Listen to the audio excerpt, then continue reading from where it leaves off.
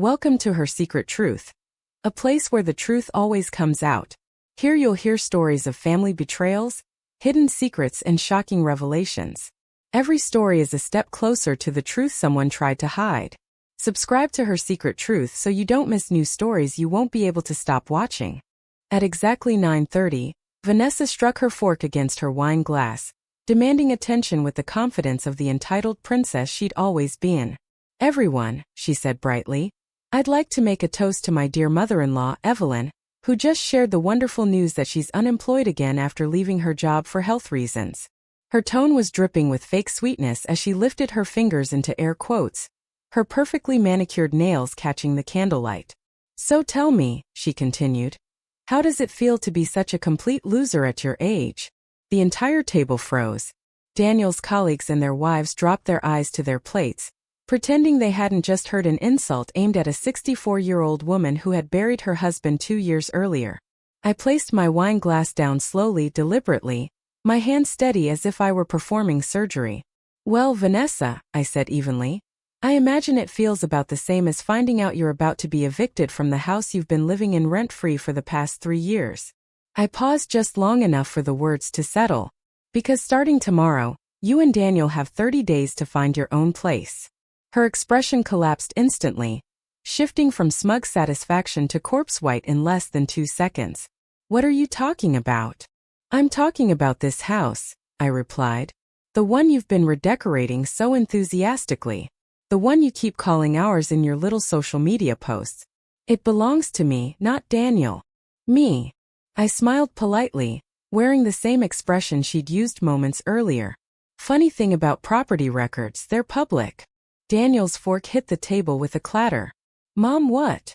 "Oh, sweetheart," I said calmly. "Didn't your wife tell you? When you couldn't qualify for a mortgage because of your student loans, I bought this house outright. Cash. Your names were never on the deed. They never have been." I stood and smoothed my navy dress. "Vanessa, you've been particularly nasty tonight, so let me be clear. You have exactly 30 days to pack your things and move out. I suggest you start looking for places you can afford on a part-time yoga instructor's salary." Her mouth opened and closed without sound. Around the table, Daniel's colleagues suddenly found their dessert plates fascinating, though a few smirks slipped through. Vanessa wasn't popular. She had a gift for alienating people. "You can't just throw us out," she finally stammered. "Actually, I can," I replied. "It's called being a landlord. Look it up." I gathered my purse and shawl. "Thank you for a lovely evening. Daniel, we'll talk tomorrow once you've had time to process this." "Vanessa, I'd start checking apartment listings if I were you. The rental market is brutal this time of year." And with that, I walked out of my own dining room, leaving behind a woman who had just learned that karma, like good wine, is best served at the right temperature. The next morning, I sat in my sunroom with coffee and the newspaper, waiting for the inevitable call. It came at 7:15, exactly as expected. "Mom, what the hell happened last night?" Daniel sounded exhausted. I could picture him pacing the kitchen of my house, running his hands through his hair the same way he had when he was 5 and in trouble. "Language, Daniel. And you know exactly what happened. Your wife decided to humiliate me in front of a room full of strangers, so I corrected her. You can't kick us out of our home. It isn't your home, sweetheart. It never was." I set my coffee cup down calmly.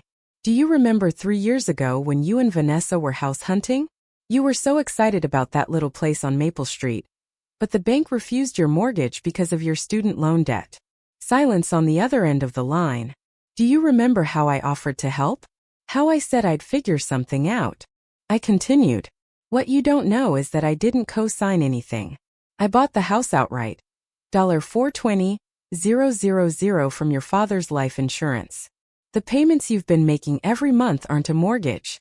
They're rent. You've been paying me, not a bank. For 3 years, Daniel. The house is mine. It always has been." I let that sink in. I put it in my name to protect my investment. A smart decision, as it turns out. "Why didn't you tell us?" His voice wasn't angry, just confused. My son, for all his faults, wasn't cruel like his wife. He was weak. And weakness could be forgiven. Cruelty could not. "Because I wanted you to feel independent," I said. I wanted you to have dignity, pride in what you accomplished.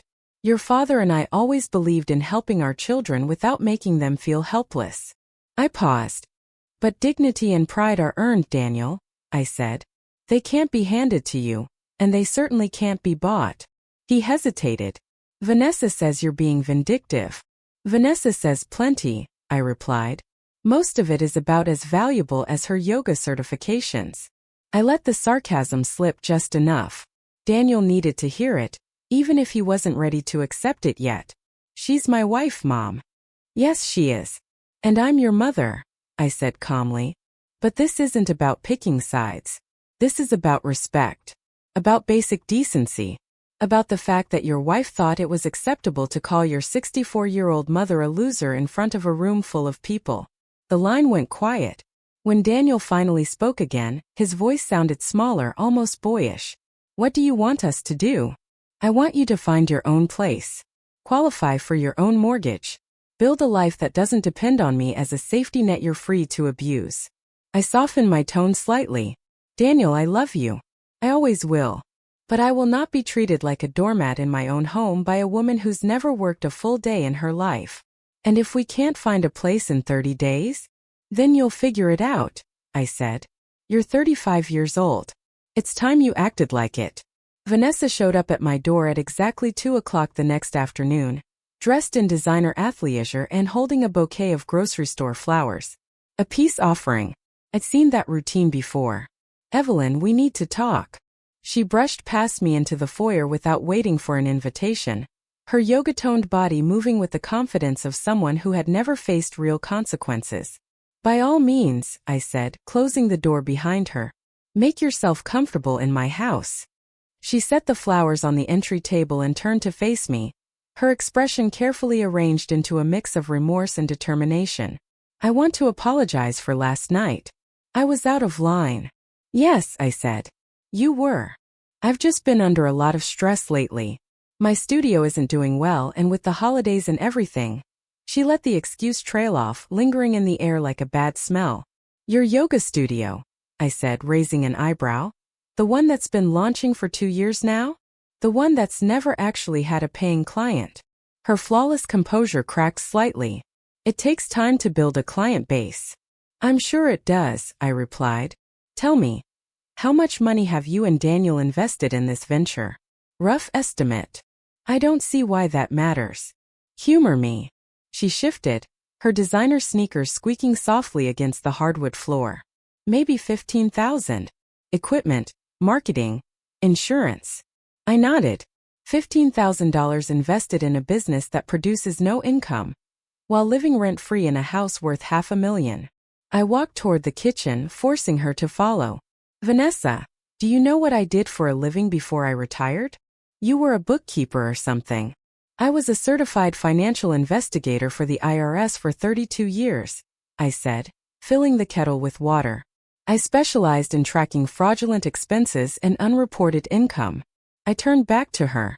So when you tell me your studio has no paying clients, I find that interesting, because your social media tells a different story. The color drained from her face. Those are just friends, she said quickly, helping me practice. Friends who pay you in cash, I replied. Off the books. Unreported. I leaned against the counter. How much cash, Vanessa? Just a rough estimate. I don't know what you're talking about. I think you do, I said calmly. I think you've been running a tidy little under-the-table operation, teaching yoga to bored housewives who pay premium rates so they don't have to drive to a studio. I think you've been making quite a bit of money. You're just not reporting it. Her hands were shaking now. You can't prove that. Can't I? I smiled mildly. Your phone has GPS tracking. Your car has GPS tracking. I have 32 years of experience tracking tax evasion. And you have the technical sophistication of a teenager. And your clients, I added, post about their sessions. They tag you. They thank you by name. They even mention how much they love their private instructor. She collapsed into one of the kitchen chairs, all pretense gone. What do you want? I want you to understand something, I said evenly. I am not a helpless old woman you can push around. I am not your doormat. And I am not your meal ticket. I poured hot water over the tea bags, the ordinary motion at odds with the steel in my voice. And I want you to know this. If you ever speak to me the way you did last night again, I won't just remove you from my house. I will report every dollar of your unreported income to the IRS, with documentation. You wouldn't try me. Daniel came to my door that evening alone. His face was tight and tired, the look of someone who had spent the day navigating uncomfortable conversations. He dropped into the living room chair his father once favored, suddenly looking far older than his 35 years. Vanessa told me about your conversation today. Did she also mention her cash income? I asked. She says you're threatening to report her to the IRS over a few yoga lessons. I settled back into my chair, watching my son carefully. A few yoga lessons that bring in unreported income are tax evasion, Daniel. It stops being a hobby when you're charging $75 an hour. His head jerked up. $75 an hour? You didn't know, I said gently. There was no point pressing harder. Daniel was only just beginning to see the truth. She's been teaching 6 to 8 private sessions a week for the past year. That's nearly $24,000 in income she hasn't reported. He went quiet, clearly running the numbers in his head. She told me she was barely making anything, he said. That the business was failing. The business she reports on her taxes is failing, I replied. The business she's actually operating is doing quite well. I reached for my tea, giving him a moment. Daniel, when was the last time you looked at Vanessa's bank account? We have separate accounts, he said slowly. She said it helped build her business credit. Separate accounts. Of course. The entire picture was finally coming into focus, and it was uglier than I'd expected. Sit down, I told him. There are some things we need to talk through. For the next hour I walked him through the reality of his marriage. The hidden income, the tax evasion, the fact that he'd been surviving on a teacher's salary, while his wife quietly stashed cash in accounts he didn't even know existed. I feel like an idiot, he said at last. You're not, I replied. You're trusting. There's a difference. I paused, choosing my words carefully. But you need to understand this isn't just about money. This is about dishonesty. Your wife has been lying to you about her income for over a year. What should I do? He asked. That's not my decision, I said, standing and signaling the end of the conversation. You're a grown man.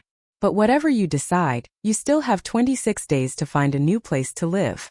That deadline doesn't change. And if Vanessa and I work things out? I looked at him, really looked. He was still clinging to the idea of a happy ending, still believing love could fix anything.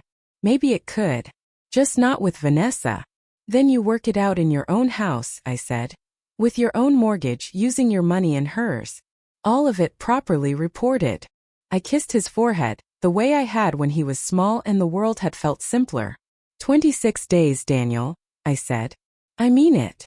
3 days later, Vanessa made her second mistake. She didn't come alone. I was in the garden trimming the last of the winter roses when a black BMW pulled into the driveway. Vanessa stepped out, followed by an older woman in an expensive suit who walked with the easy authority of someone accustomed to being obeyed. Evelyn, this is my mother, Margaret Wright, Vanessa announced, as if unveiling royalty. Margaret Wright was everything Vanessa wanted to become. Impeccably groomed, wrapped in designer labels, radiating entitlement earned from a lifetime without consequences. She examined my modest ranch house the way one might inspect an insect under glass. Mrs. Harper, she said crisply, I believe there's been a misunderstanding.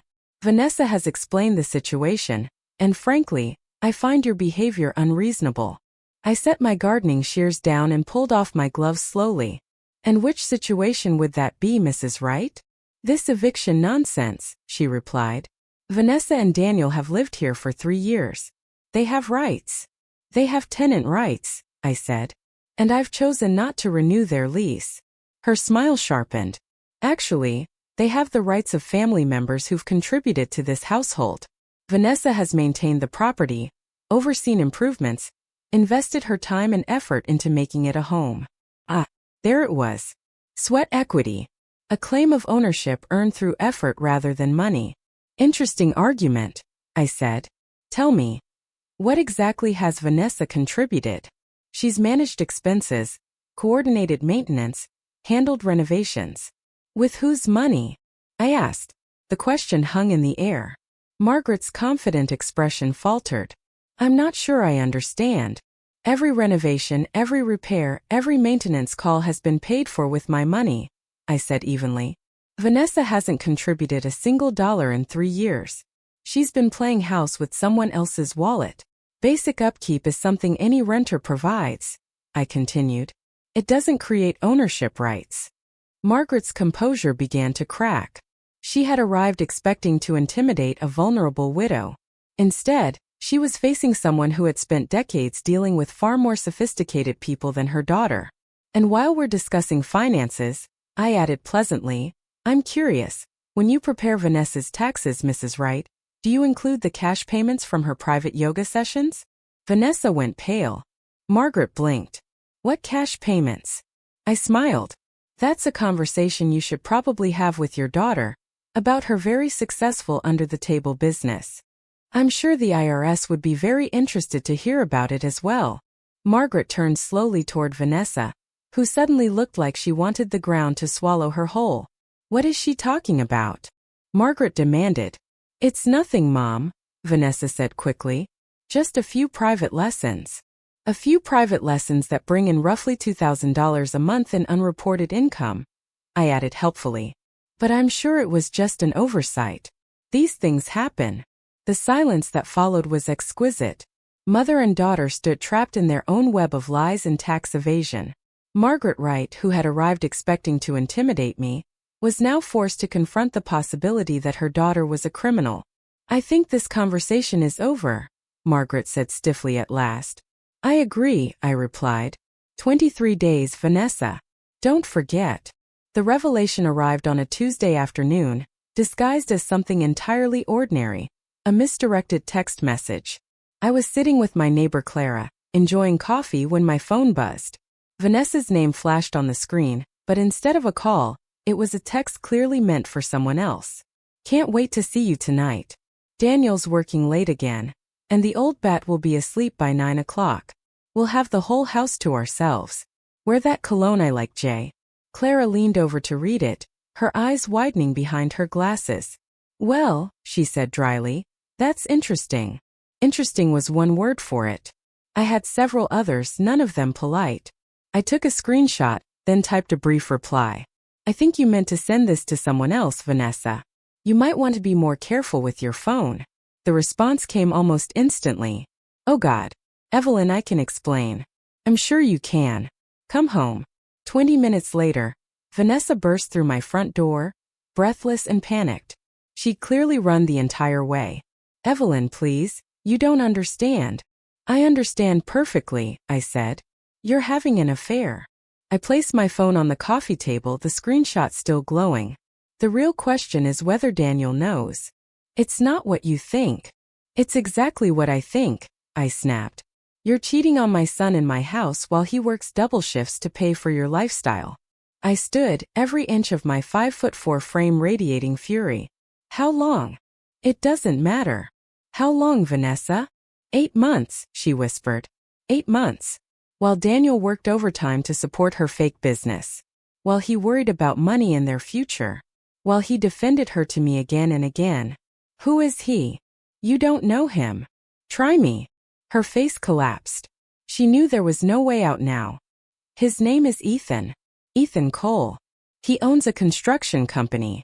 The name meant nothing to me then, but I filed it away. In my experience, men who slept with married women always had complications of their own. Does his wife know? Vanessa said nothing. I see, I said quietly. So you're not just destroying my son's marriage, you're destroying someone else's too. I picked up my phone, my fingers hovering over the screen. What's his wife's name, Vanessa? Evelyn, please. What's her name? Laura, she whispered. Laura Cole. But you can't. Can't what? I interrupted. Tell her the truth? Inform her that her marriage is a lie. I looked at Vanessa with pure disgust. You have no right to ask me for anything. None. If you tell Laura, you'll destroy 2 families. You already destroyed 2 families, I said coldly. I'd just be evening the score. I paused, then continued. But I'll give you a choice. You can tell Daniel about the affair yourself tonight and end this sham of a marriage with what little dignity you have left. Or I can tell him, along with your mother and Mrs. Cole. You're blackmailing me. I'm giving you the chance to do the right thing for once in your miserable life. I walked to the front door and opened it. You have until tomorrow morning. Either way, Daniel learns the truth. The only difference is whether it comes from you or from me. Vanessa stood frozen, clutching her phone like a lifeline. Oh, and Vanessa, I added, pack your bags tonight. Affair or not, you're still out in 20 days. This just makes things easier for everyone. After she left, I sank into my husband's old chair and finally allowed myself to feel the weight of it all. My son, my kind, trusting son, was married to a woman who stole from the government, lied about her income, and cheated on him in the house I'd bought to give them a fresh start. Some people, I realized, didn't deserve fresh starts. Some people deserved exactly what they earned. Daniel's truck pulled into the driveway at 11:30 that night, earlier than usual. From my bedroom window, I watched him sit in the cab for several minutes before finally stepping out, his movements heavy like a man carrying far too much. I had been expecting this conversation since Vanessa walked out that afternoon. The only question was whether she'd found the courage to tell him herself, or whether she'd tried to spin some alternate version of the truth. The soft knock on my bedroom door answered that question for me. Mom? Are you awake? Come in, sweetheart. Daniel stepped inside looking like he'd aged 10 years overnight. His teaching clothes were rumpled, his hair uncombed, and his eyes carried the stunned, hollow look of someone whose world had just collapsed. She told me about Ethan, he said immediately, dropping into the reading chair beside my bed. I'm sorry you had to hear it from her. Are you? I asked quietly. Because Vanessa seems to believe I orchestrated all of this, that I've been looking for a reason to break you two up since the beginning. I studied his face in the lamplight. Do you believe that? I don't know what to believe anymore, he admitted, rubbing his face with both hands. 8 months, Mom. She lied to me for 8 months. About the money. About the business. About everything. I know. He looked up. How did you know? I mean, how long did you suspect something was going on? I handed him my phone with the screenshot of Vanessa's misdirected text. He read it once. Then again. His jaw tightened with every word. She was bringing him here, he said flatly. To our house. Your house. While I was working double shifts to save for our future, she was bringing her boyfriend into the home you bought for us. Yes. Daniel stared at the screen for a long time. When he finally spoke, his voice was barely audible.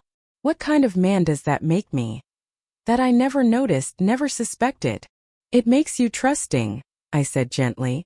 It makes you a good man who assumed his wife was a good woman. I reached over and squeezed his hand. None of this is your fault, Daniel. Not a single part of it. She says she wants to fix things, he said quietly. Counseling. A fresh start somewhere else. And what do you want? He thought for a moment. I want the last 3 years of my life back. I want to stop feeling like the biggest fool who ever lived. He looked at me then, eyes suddenly younger, like the little boy who used to crawl into my bed during thunderstorms. I want to understand how I married someone I don't even know. People show us the version of themselves they think we'll love, I said. Vanessa showed you exactly who she wanted you to see. The question now is whether you can love who she really is. He hesitated. If it had been Dad, could you have? The question hit harder than I expected. No, I answered honestly. I couldn't. But that's me. This is your life. You have to make your own choice. Daniel nodded slowly. 18 days left, he said. Good. I don't think I can look at this house the same way anymore. 3 days later, Vanessa's mother returned, this time with reinforcements of her own. I watched from the kitchen window as Margaret Wright stepped out of her BMW, followed by a man in an expensive suit carrying a leather briefcase. Lawyer, I murmured to myself. I wasn't surprised. I'd been expecting the escalation. The doorbell rang at exactly 10 o'clock. Margaret stood on my porch with her companion, both wearing the grim expressions of people who believed they were about to win a fight. Mrs. Harper, Margaret said. This is Thomas Wright, my ex-husband and Vanessa's father. He's also an attorney. Thomas Wright was everything Margaret was. Polished, expensive, and radiating the confidence of a man accustomed to winning before arguments even began. He surveyed my house the way a general might examine a battlefield. "Mrs. Harper," he said smoothly, "I think we should discuss this situation like reasonable adults." "I am being reasonable, Mr. Wright," I replied. "Your daughter has been committing tax fraud and adultery in my house. I've simply asked her to leave." His smile sharpened. "Adultery isn't grounds for eviction in this state. And any tax issues are strictly between Vanessa and the IRS. "You're absolutely correct," I said. "But being my tenant is grounds for eviction, and I've chosen not to renew her lease." "There is no lease," he countered. "Your son and daughter-in-law have lived here as family members, not tenants. That gives them rights beyond a basic landlord-tenant relationship." I poured myself a cup of coffee unhurried. 20 years of dealing with attorneys during IRS investigations had taught me never to be rattled by expensive suits or legal terminology. Rights such as adverse possession, he continued, pulling documents from his briefcase, sweat equity, and implied ownership based on contributions and improvements.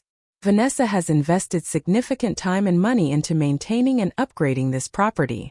She has legal standing to claim partial ownership. It was a polished bluff. I give him that. The kind of legal intimidation that worked on people unfamiliar with property law. Unfortunately for Thomas Wright, I'd spent 32 years working alongside attorneys far more skilled than he was. "Interesting theory," I said pleasantly. "Tell me, Mr. Wright, how much money has Vanessa actually invested in improvements to this property?" "Thousands of dollars over 3 years," he replied smoothly. "From what source?" I asked. "Her yoga business, the one that exists only on paper? Or perhaps from her unreported cash income she's been concealing from the IRS?" Margaret and Thomas exchanged a quick glance. I could almost see the moment they realized their daughter had been less than honest about her finances. "And another thing," I continued. "Adverse possession requires open, notorious, and hostile occupation. Vanessa has lived here with my permission, paid rent, and acknowledged my ownership for 3 years. She has no legal claim to this house." Thomas's confident smile flickered. "The rent arrangement was informal," he said. "There's no documentation." "Actually, there is." I crossed the room, opened my desk drawer, and pulled out a thick folder of bank records. 3 years of checks made out to Evelyn Harper," I said calmly. "Each one marked rent in the memo line. 12 checks a year, for 36 months. All deposited into my personal account." The silence that followed was absolute. "Your daughter has been my tenant, Mr. Wright," I said. "Nothing more. Nothing less. And now she's being evicted for cause." I handed him the formal eviction notice I'd prepared that morning. 15 days remaining. The next morning, Clara Alvarez knocked on my door with information that changed everything. "Evelyn, I need to tell you something about your daughter-in-law." Her expression was grave, troubled in a way I rarely saw. After the lawyers left, she'd made a few phone calls. I invited her in for coffee, already sensing what she had learned wouldn't be small. "My cousin Isabel works at the county clerk's office," Clara said, wrapping her hands around her mug. "I asked her to check some records." She looked straight at me. "Evelyn, Vanessa isn't just cheating on Daniel. She's married to someone else." The words hit me like a physical blow. "What?" "She married Ethan Cole 6 months ago in Las Vegas. There's a marriage certificate." My mind raced. "But she's still married to Daniel." "That's exactly the problem," Clara said. "She committed bigamy." Bigamy. A felony. Vanessa hadn't just been having an affair. She'd been committing a federal crime in my house for 6 months. "Does Daniel know?" "I thought you should tell him," Clara said. "But there's more." Her voice dropped. "Isabel also checked Ethan Cole's property records. He's been transferring assets into Vanessa's name. Money. Investments. Even partial ownership of his construction company." The picture came together, and it was far worse than I'd imagined. Vanessa hadn't stumbled into an affair. She'd engineered a scheme, bleeding money from 2 men at the same time. My son, supporting her with his teacher's salary and my house. And Ethan Cole, transferring significant assets into her control. She planned this, I said slowly. The separate accounts. The cash business. Moving in here rent-free. She was building a nest egg using Daniel's income and Ethan's assets. There's more, Clara said. Ethan Cole is worth about $3 million. And he's been very generous with his new wife. She slid a folder across the table. Documents Isabel had printed. Property transfers. Bank account changes. Business partnerships. All dated within the last 6 months. All moving assets from Ethan Cole to Vanessa Wright Cole. What about Ethan's first wife? I asked. Laura divorced him 4 months ago, Clara said. He left her for Vanessa, transferred assets during the divorce, then married Vanessa immediately afterward. Clara shook her head. Evelyn, this woman didn't just ruin one family. She planned all of this. I stared at the documents spread across my kitchen table. Vanessa wasn't just a cheating spouse or a tax evader. She was a criminal guilty of bigamy, fraud, and systematically dismantling multiple families for financial gain. 12 days left, I said quietly. Are you going to tell Daniel? I'm going to tell everyone who needs to know. What Vanessa didn't realize was that the investigation that would dismantle her carefully constructed life had already begun. 3 weeks earlier. Started by someone I had never met. Detective Natalie Brooks from the county sheriff's office called me on a Thursday afternoon, but not for the reason I expected. Mrs. Harper, she said, we believe you may have information regarding Vanessa Wright's activities.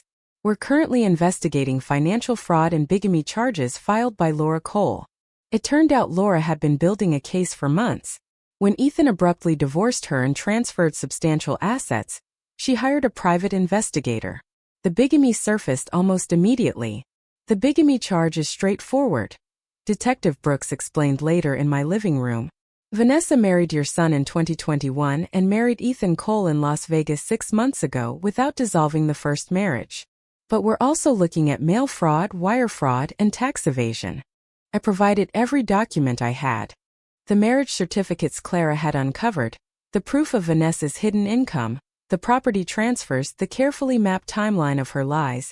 Detective Brooks reviewed it all without interruption, adding my documents to what was already an extensive case file. Mrs. Harper, she said finally, we've been monitoring Vanessa for 2 weeks now. Our financial analysis shows she's been running what amounts to a long-term marriage fraud operation. The words hit me like a physical blow. What do you mean, operation? You weren't her first target, Detective Brooks explained. We found evidence that Vanessa researched multiple families over the past 18 months before focusing on your son. Wealthy widows with unmarried adult children, specifically. Your family fit a profile she was targeting systematically. The scope of it was staggering. Vanessa hadn't drifted into crime. She had planned it methodically, long before she ever met Daniel. We'll be making arrests tomorrow, Detective Brooks said. Both Vanessa and Ethan Cole are being charged with federal crimes. The evidence is overwhelming. That evening I told Daniel everything. The investigation. The profiling.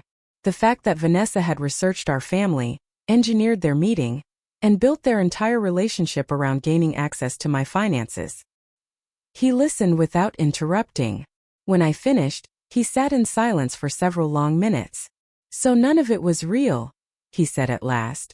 Not a single moment of our 3-year marriage. I'm so sorry, sweetheart. Don't be, he said quietly. This actually makes it easier.